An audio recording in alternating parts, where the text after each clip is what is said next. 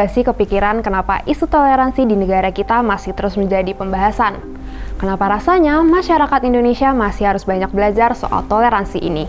Padahal negara kita adalah negara yang beragam.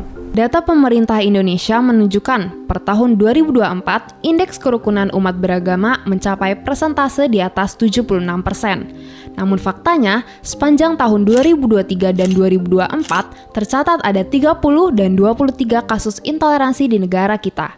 Maraknya ujaran intoleransi di media sosial dan kebijakan diskriminatif terhadap kelompok minoritas juga mendorong sejumlah konten kreator untuk bergerak dan membuat konten kreatif demi menyuarakan pentingnya toleransi dan keberagaman dalam masyarakat.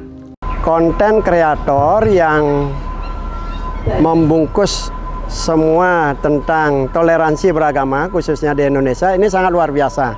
Sangat menarik dan perlu kita support bersama, karena inilah yang akan menjadi akar untuk mempersatukan bangsa kita. Salah satu konten kreator tersebut yakni Habib Hussein Jafar atau yang lebih dikenal dengan Habib Jafar. Beliau merupakan seorang pendakwah lulusan Yayasan Pesantren Islam Bangil dan Magister Tafsir Al-Quran UIN Syarif Hidayatullah Jakarta.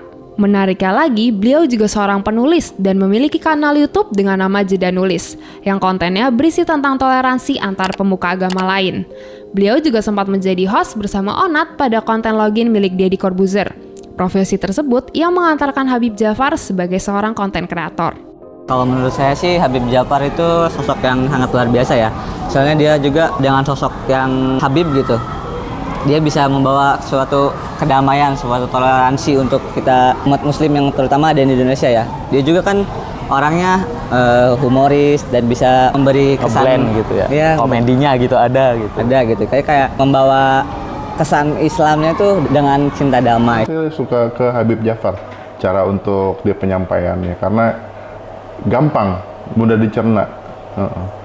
Lewat konten-konten Habib Jafar yang mudah dicerna dan dikemas secara santai, membuat beliau mendapatkan apresiasi penuh oleh masyarakat awam.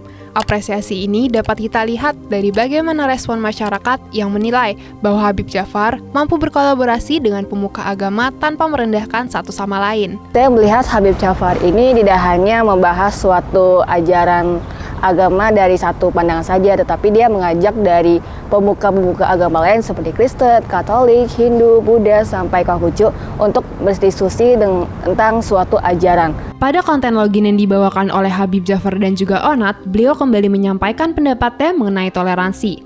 Beliau berkata, "Kau adalah saudaraku, kita berbeda dalam kebenaran dan kita bersama dalam kebaikan." Waktu itu juga mengucapkan selamat Hari Raya keagamaan ke agama lain, juga dia sempat ngomong sebenarnya nggak gitu masalah dan dia juga tidak melarang tapi juga tidak mengharuskan juga kan sebenarnya. Jadi dari salah satu sisi melihat bagaimana dia menyampaikan dengan logika-logika zaman sekarang, dengan perspektif zaman sekarang, itu yang menjadi menarik gitu untuk Habib Jafar. Banyaknya masyarakat yang antusias dengan konten di mana Habib Jafar tampil sebagai bintang tamu maupun host menunjukkan bahwa pesan-pesan tersebut bisa diterima oleh kalangan masyarakat digital.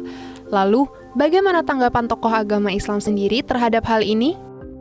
Dalam ajaran Islam, toleransi itu sudah diperintahkan baik dari Al-Quran ataupun dari As-Sunnah atau hadis.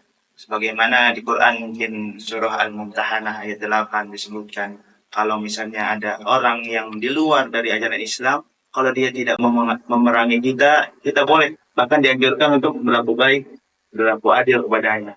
Dan yang diajarkan Habib Jafar, kita lihat, karena kita sudah punya fondasi, jikalau yang diajarkan toleransinya masih dalam lintas masalah kuru'iyah amaliyah, urusan-urusan dunia, tidak bersinggungan dengan akidah, maka itu adalah hal yang bagus. Tapi kalau misalnya ada yang berhubungan dengan akidah, ya bisa merusak akidah ya kita sebagai orang Islam, maka kemungkinan besar itu adalah hal-hal yang dilarang oleh Allah Subhanahu wa Ta'ala.